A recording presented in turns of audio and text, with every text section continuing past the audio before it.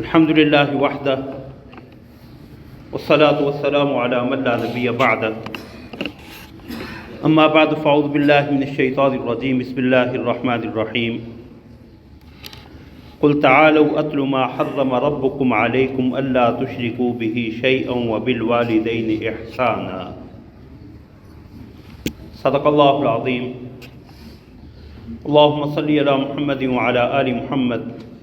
کما صلیت علی ابراہیم وعلی آل ابراہیم انک حمید مجید اللہم بارک علی محمد وعلی آل محمد کما بارکت علی ابراہیم وعلی آل ابراہیم انک حمید مجید قل تعالوا اتل ما حرم ربکم علیکم الا تشرکوا به شیئا وبالوالدین احسانا کہہ دیجیے آؤ میں تمہیں پڑھ کے سناؤں کہ تمہارے رب نے تمہارے اوپر کیا حرام کیا ہے۔ اللہ تشرکوا بہ شیئا کہ تم اس کے ساتھ کسی کو شریک نہ ٹھہرانا، وبالوالدین احسانا اور والدین کے ساتھ اچھا سلوک کرنا۔ احکام عشرہ میں سے پہلا حکم اللہ رب العزت کی توحید کو اپنانے اور اللہ کے ساتھ ہر قسم کے شرک سے بچنے کے حوالے سے تھا۔ ان اہم احکام میں سے جو تمام آسمانی شریعتوں میں لاگو اور واجب رہے ہیں، دوسرا حکم وبالوالدین احسانا والدین کے ساتھ حسن سلوک کرو۔ قرآن کریم میں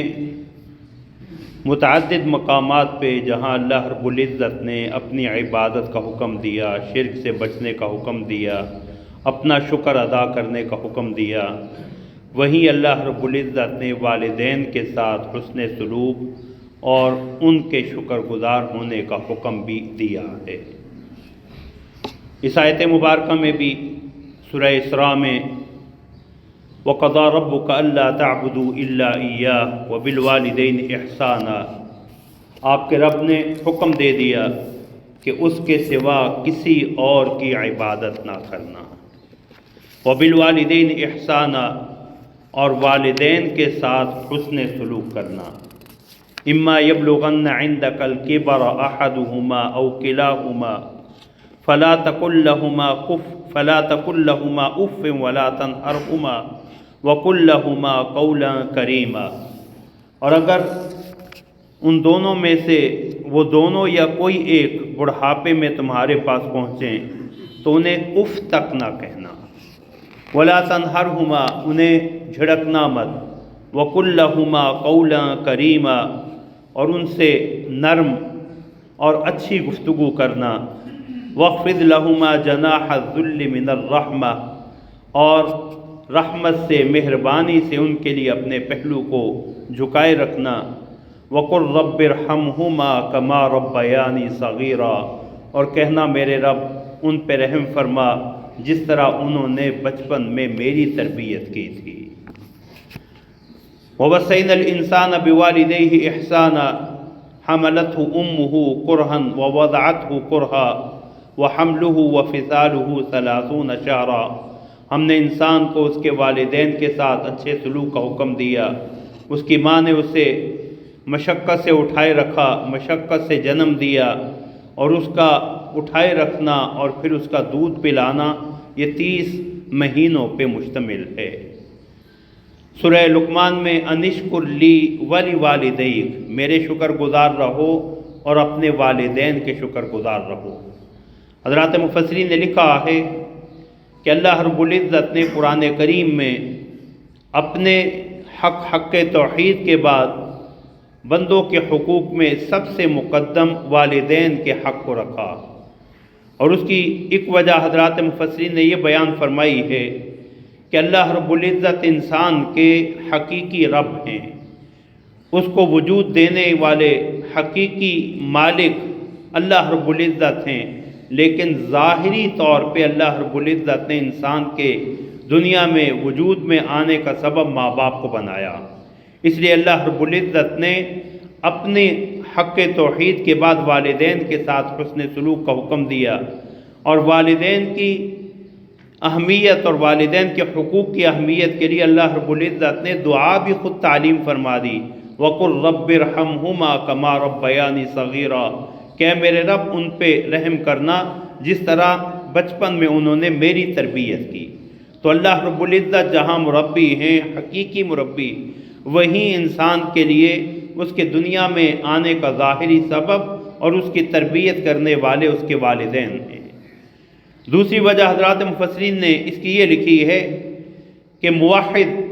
سچا مومن ایک رب کو مانتا ہے اور حلالی ایک باپ کا ہوتا۔ انسان کے رشتوں میں اور اللہ رب العزت کے ساتھ بندے کا جو رشتہ توحید ہے، اس میں بھی مماثلت پائی جاتی، رب بھی ایک اور اب بھی ایک۔ انسان کے حقیقی ماں باپ ایک ہی ہیں، جس کے نطفہ سے جنم لیا اور جس کی کوکھ سے جنم لیا، یہ ماں باپ جو ہے۔ اسی لیے اللہ رب العزت نے اپنے پیغمبر صلی اللہ علیہ وسلم کی زبان پہ یہ ارشاد بھی فرما دیا، من انتسب الی غیر ابی فعلیہ لعنۃ اللہ والملائکۃ والناس اجمعین، جو اپنے باپ کے علاوہ کسی اور کی طرف اپنے آپ کو منسوب کرتا رہے تو اس پہ اللہ کی، اللہ کے فرشتوں کی اور سارے لوگوں کی لعنت ہے۔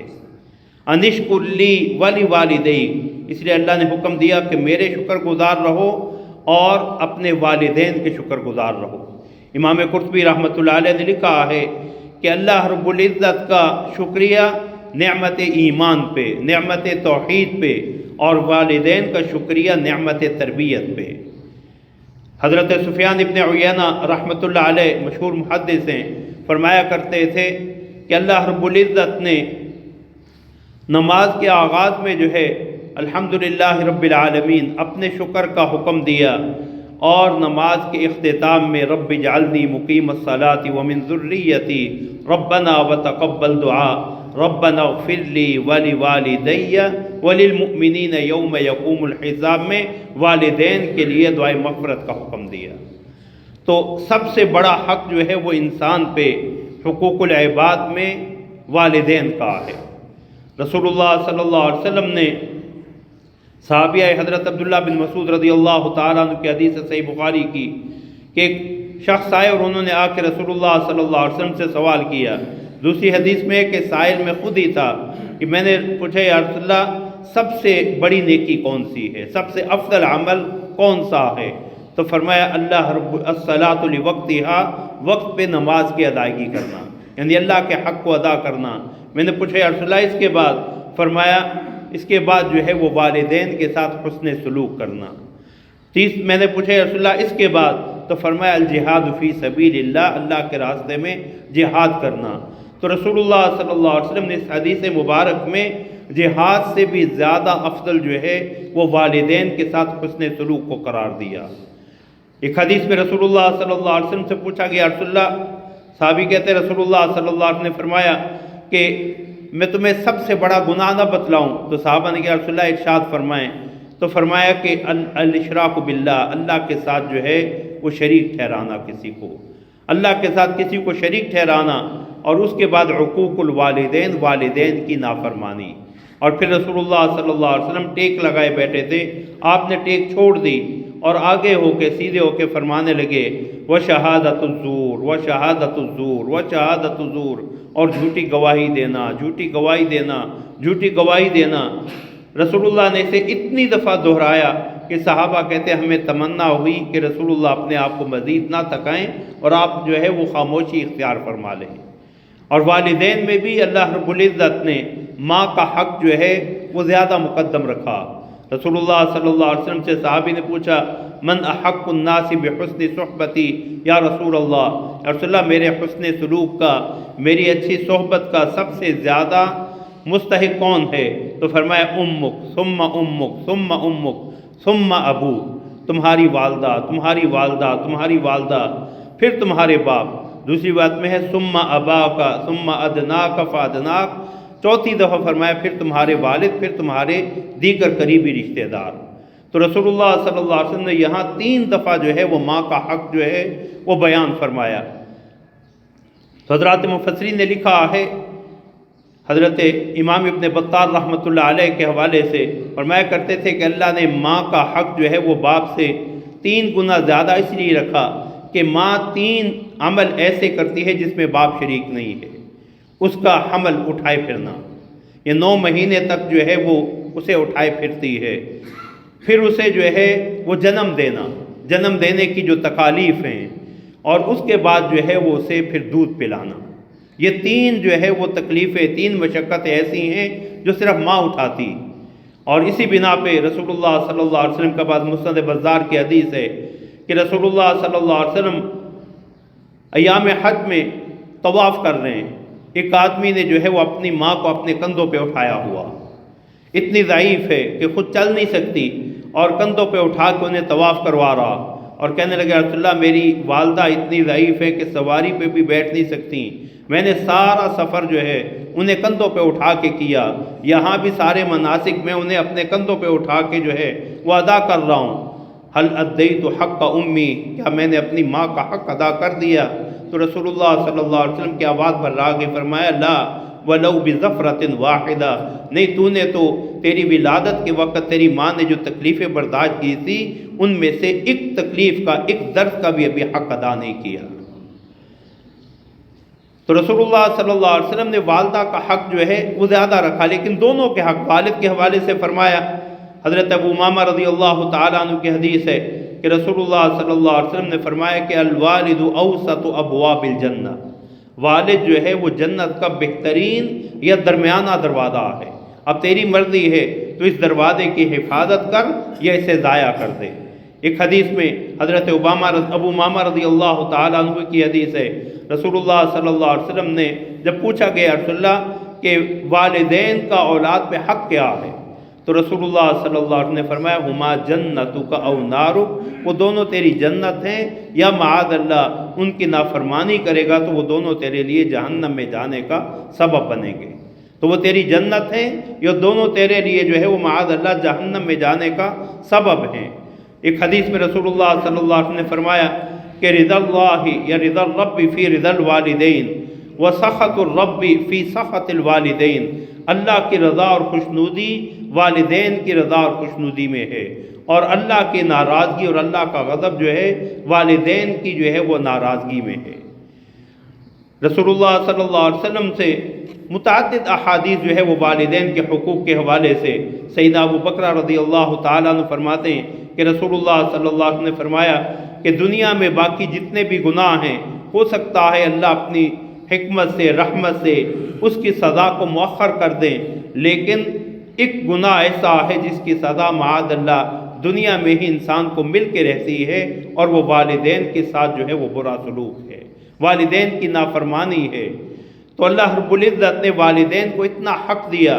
ایک حدیث میں رسول اللہ صلی اللہ علیہ وسلم نے فرمایا کہ جس شخص کو اللہ رب العزت نے بڑھاپے میں 2 والدین اس کے سلامت ہیں، حیات ہیں، اور وہ ان کی خدمت کرتا رہا تو وہ 2 اس کے لیے جنت کے 2 دروازے کھلے ہوئے ہیں، اور معاذ اللہ اگر ان کی نافرمانی کرتا تو اس نے اپنے لیے جہنم کے 2 دروازے کھول رکھے ہیں۔ فرمایا ایک دروازہ ان میں سے، ماں باپ میں سے ایک ہیں تو جنت کا ایک دروازہ اس نے اپنی اطاعت اور فرما برداری سے کھول رکھا،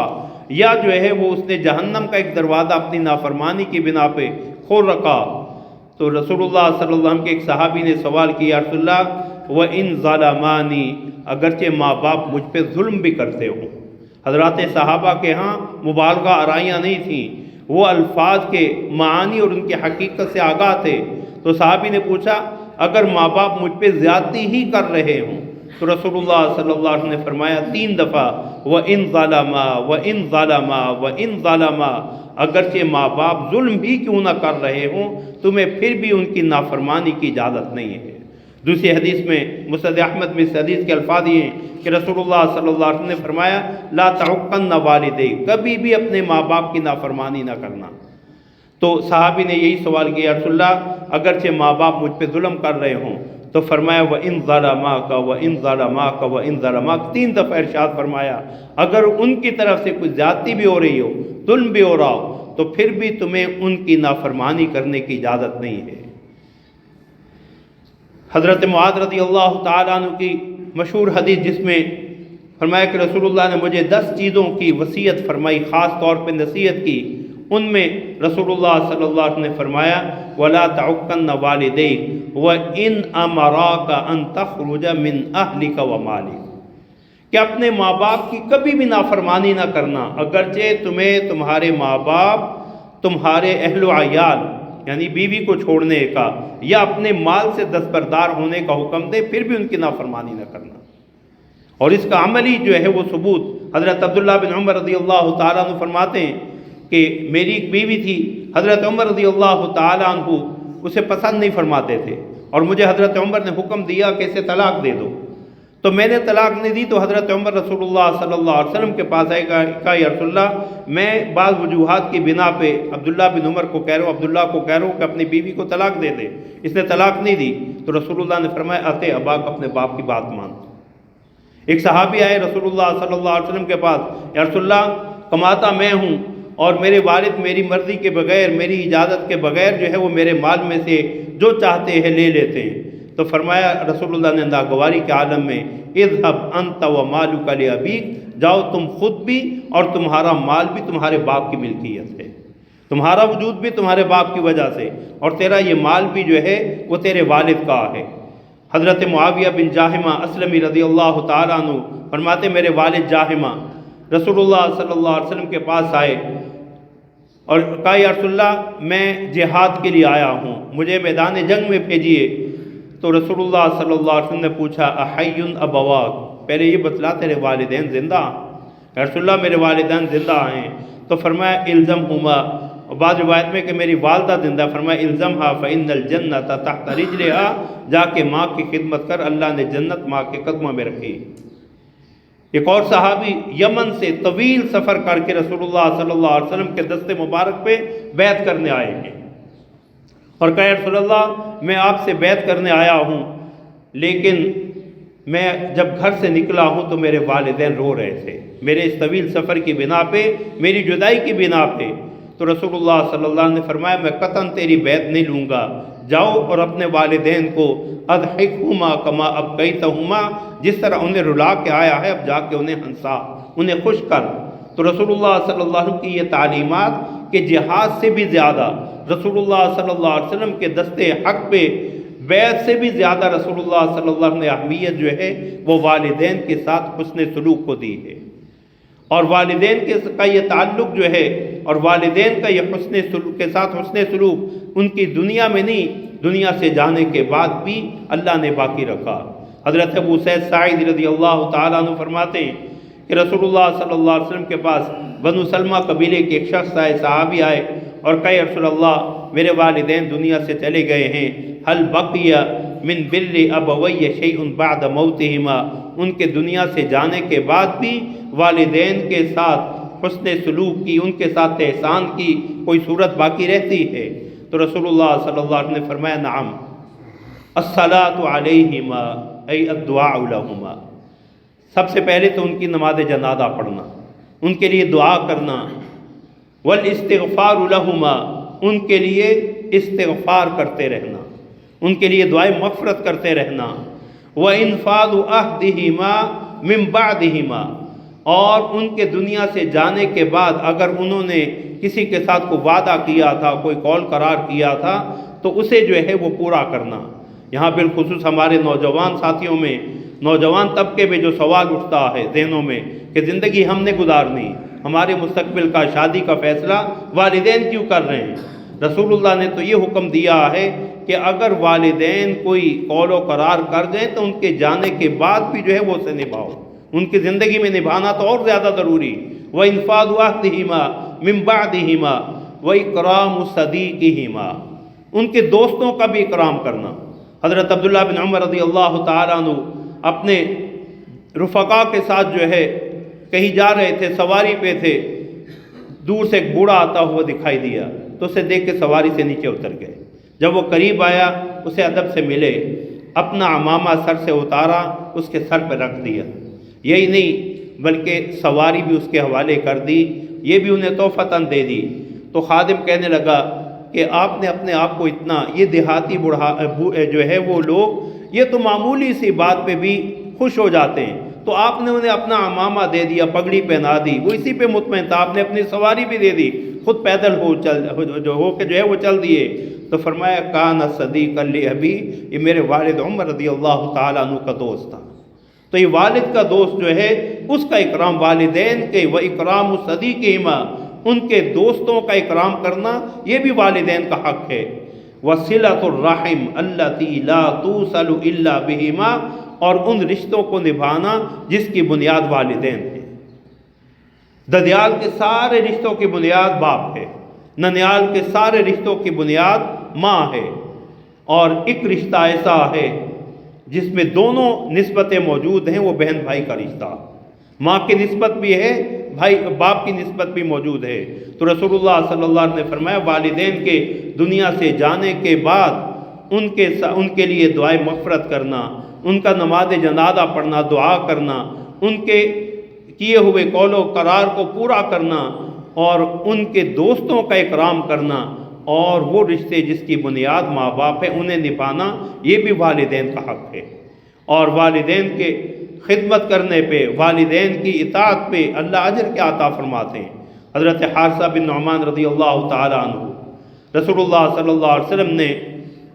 اپنے معراج کے سفر میں جو مشاہدات بتلائے، ان میں یہ بھی فرمایا کہ میں نے جنت میں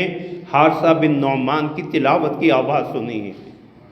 کہ حارثہ بن نعمان زمین میں قرآن پڑھ رہے ہیں، لیکن تلاوت کی آواز جو ہے وہ جنت میں آسمانوں پہ سنائی دے رہی ہے۔ اور پھر فرمایا رسول اللہ صلی اللہ علیہ وسلم نے ہاقد الاحسان ہاقد البر ہاقد البر، والدین کے ساتھ حسن سلوک کا یہی صلہ ملتا ہے، والدین کے ساتھ حسن سلوک کا یہی صلہ ملتا ہے۔ 3 دفعہ یہ ارشاد فرمایا، اور فرمایا کہ وَكَانَ بَرًّا لِأُمِّ، حارثہ اپنی والدہ کے بڑے ہی فرما بردار تھے۔ یہ والدہ کے ساتھ حسن سلوک ہی ہے کہ ویسے کرنی، والدہ کی خدمت کی بنا پہ صحابیت کو قربان کیا۔ رسول اللہ صلی اللہ علیہ وسلم کی خدمت میں اس لیے حاضر نہیں ہو سکے کہ والدہ کی دیکھ بھال کر رہے ہیں، اور جب آئے ہیں والدہ کے دنیا سے جانے کے بعد تو اس وقت رسول اللہ صلی اللہ علیہ وسلم دنیا سے تشریف لے جا چکے ہیں، لیکن پیغمبر نے مقام کیا دیا؟ حضرت عمر رضی اللہ تعالیٰ عنہ جیسے جلیل القدر صحابی کو کہا کہ عمر اگر تمہاری اویس سے ملاقات ہو تو میری امت کے لیے ان سے دعا کروانا۔ یہ والدین کے ساتھ حسن سلوک کا پیغمبر صلی اللہ علیہ وسلم کا اپنا نمونہ ہمارے لیے۔ صحیح مسلم کی روایت کہ رسول اللہ صلی اللہ علیہ وسلم جب اپنی والدہ سیدہ آمنہ کی قبر پہ گئے، ذرا اندازہ لگائیں پیغمبر صلی اللہ علیہ وسلم پہ 6 ماہ کا یہ معصوم پیغمبر، جب اللہ نے والدہ کا سہارا چھین لیا، وہ بھی حالت سفر میں۔ اب پیغمبر صلی اللہ علیہ وسلم جو ہے جب اپنی والدہ کی قبر پہ گئے، وہ سارا منظر پیغمبر کی نگاہوں میں، حدیث میں آتا ہے رسول اللہ صلی اللہ علیہ وسلم رو رہے ہیں، فرما رہے ہیں یا اماں یا اماں، اے میری امی، میری امی جان۔ حضرت جابر کہتے ہیں بقا و ابقا من حولا، رسول اللہ خود بھی بہت روئے، ہمیں بھی بڑا رلایا۔ رسول اللہ صلی اللہ علیہ وسلم نے ماں کا یہ حق بتلایا کہ ماں کا حق کیا ہے۔ سنن نبی داؤد میں حضرت ابو طفیل رضی اللہ تعالیٰ عنہ کی حدیث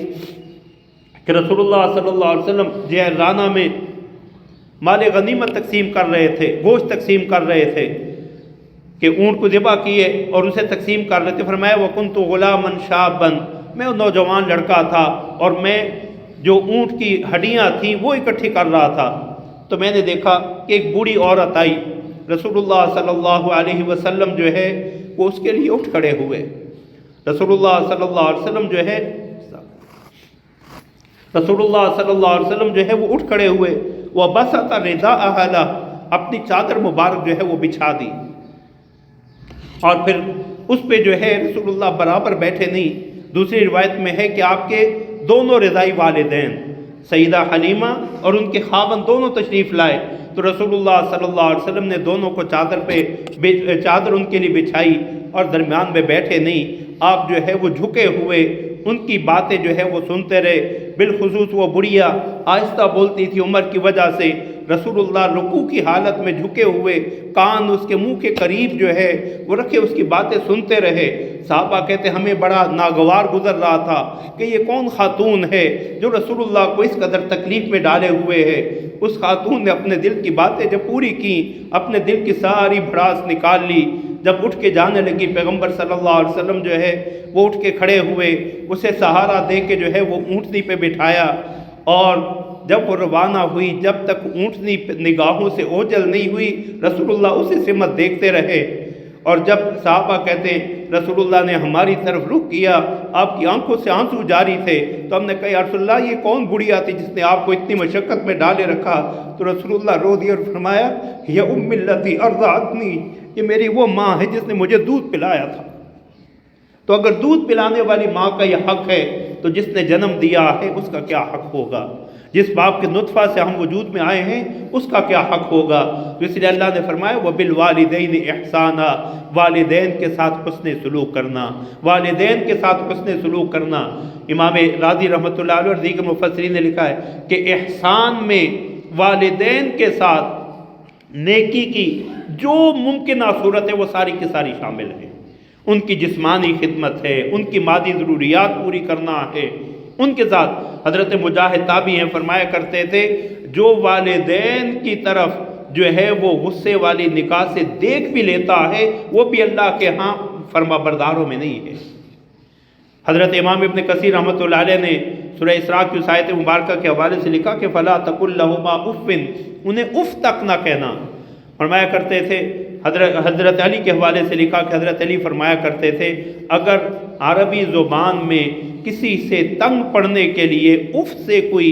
ہلکا جملہ یا لفظ بھی ہوتا تو اللہ والدین کے لیے جو ہے وہ اسے بھی حرام قرار دے دیتے۔ تو وَبِالْوَالِدَيْنِ احسانا، والدین کے ساتھ جو ہے وہ حسن سلوک کرو۔ اللہ رب العزت نے پیغمبر صلی اللہ علیہ وسلم کو اسوہ ہمارے لیے چھوڑا۔ اللہ رب العزت نے جو ہے وہ رسول اللہ صلی اللہ علیہ وسلم کا رضائی والدہ کے ساتھ جو حسن سلوک ہے، اپنی والدہ کی قبر مبارک پہ جا کے رسول اللہ نے جو ہمیں سبق دیا کہ ماں کا حق کیا ہے۔ یہ نعمت جب تک جو ہے